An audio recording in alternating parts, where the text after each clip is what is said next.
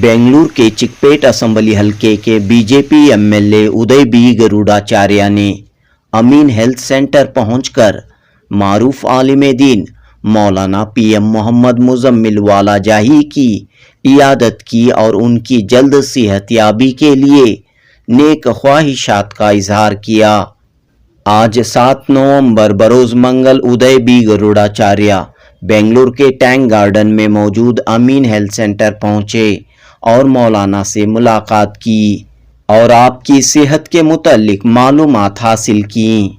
इस मौके पर डॉक्टर अमीन बेग और डॉक्टर इस्माइल बेग मौजूद थे।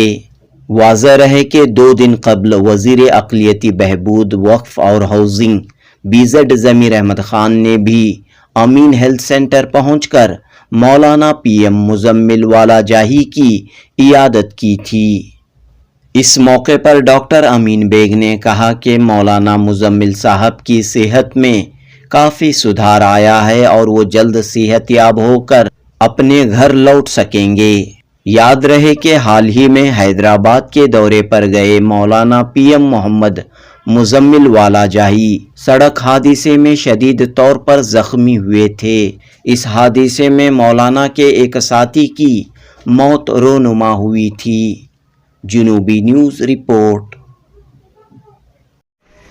कि हमारे मौलाना साहब का ऐसा हुआ तो मैं बोला हम भी उनके आशीर्वाद लेंगे। अच्छा पूरा बेंगलुरु नहीं, पूरा अब तो कर्नाटक इसका के मुझे आपके आशीर्वाद की जरूरत है। पूरा कर्नाटक के मशहूर जो है मौलाना है आप।